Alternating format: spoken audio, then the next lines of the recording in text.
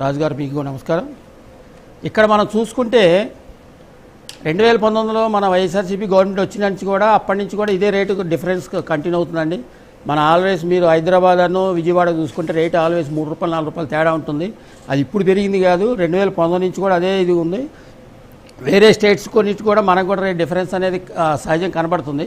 కాకపోతే ఇక్కడ ఏమైందంటే అప్పుడు మన ఇది మన లోకేష్ గారు ఈ పాదయాత్ర చేసినప్పుడు కొన్ని చోట్ల ఎక్కువ ఉందని చూపించడం జరిగింది. కరెక్ట్, అది అందరికీ తెలిసిందే. ఇప్పుడు చాలామంది మేము ఉదాహరణకి హైదరాబాద్ నుంచి విజయవాడ వెళ్ళేటప్పుడు హైదరాబాద్ తెలంగాణ బార్డర్ ముందే పెట్రోల్ కొట్టుకుని వెళ్ళేవాళ్ళు, ఎందుకంటే ఇక్కడ తక్కువ ఉంటుంది.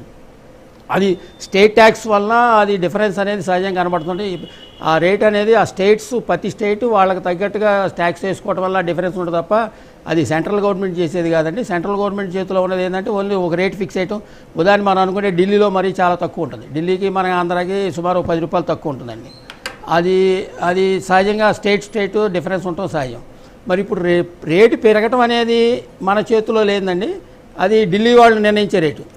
ఇప్పుడు మన వైఎస్ఆర్సీపీ వాళ్ళు ఏదైనా చేయాలనుకుంటే వాళ్ళు ఢిల్లీ వీధులు వెళ్ళి ధర్నాలు లేకపోతే స్ట్రైకులు చేస్తే ఉపయోగం ఉంటుంది తప్ప ఇక్కడ మన ఆంధ్రాలో చేయడం వల్ల ఉపయోగం ఉండదు. ఏదో సామెత ఉంటుంది, ఏదో పోగొట్టుకున్న చోట ఎతికితే దొరికిద్ది కానీ వస్తువు లైట్ ఉన్న చోట ఎతికితే దొరికిద్ది అనేది ఒక ఇది ఉంది. అందుకని మీరు అక్కడికి వెళ్ళి ధర్నా చేయండి.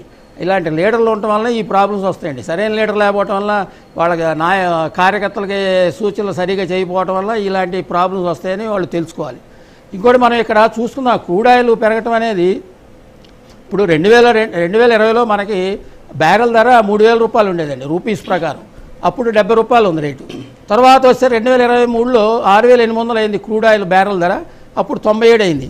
కానీ అన్ఎక్స్పెక్టెడ్గా ఈ యుద్ధం రావటం వల్ల 2026లో యుద్ధం రావటం వల్ల ఏమైందంటే జనవరిలో 6,100 ఉంది, ఫిబ్రవరిలో 6,400 ఉంది, అది మార్చిలో ఒకేసారి 10,100కి వెళ్ళిపోయిందండి క్రూడ్ ఆయిల్ ధర. ఒక బ్యారెల్ క్రూడ్ ఆయిల్ ధర మార్చిలో ₹10,000 వెళ్ళిపోయింది. కానీ ఆ టైంలో కూడా మన సెంట్రల్ గవర్నమెంట్ రేట్లు పెంచలేదండి, ఎందుకంటే యుద్ధం వాతావరణం చల్లబడుతుంది అని చెప్పి వాళ్ళు సబ్సిడీలు ఇచ్చి వాళ్ళు లాస్ భరించారే తప్ప సెంట్రల్ గవర్నమెంట్ రేట్ ఎప్పుడు పెంచలా. మార్చిలో 10,000 ఉన్నా పెంచలేదు, ఏప్రిల్లో 9,100 తగ్గింది, మేలో 9,400కి వచ్చింది ఇప్పుడు. కానీ ఇప్పుడు ఇక పెంచలేని ఇక ఆగలేని పరిస్థితి, ఎందుకంటే ఆల్రెడీ కంపెనీలు కూడా హెవీ లాసెస్కి వెళ్ళిపోతున్నాయి.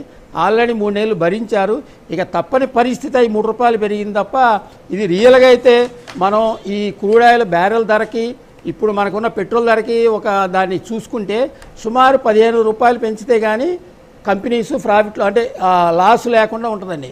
కానీ మన మోడీ గారు ఒకేసారి ప్రజల మీద వేయటం అంత ఇష్టం లేక ₹3 వేశారు. ఈ ₹3 సహజంగా ఎప్పుడు 3 నెలల క్రితం జరగాల్సింది, కానీ యుద్ధ వాతావరణం ఆగిపోతుందనే ఆశతో ఇన్నాళ్ళు ఆగటం జరిగింది. కంపెనీస్ హెవీ లాసును భరించడం జరిగింది. ఇప్పుడు ఇక తప్పని పరిస్థితిలో మీకు ₹3 పెంచారే తప్ప అది మన చేతిలో స్టేటు మన చంద్రబాబు నాయుడు గారి చేతిలోనో లోకేష్ చేతిలోనో లేదా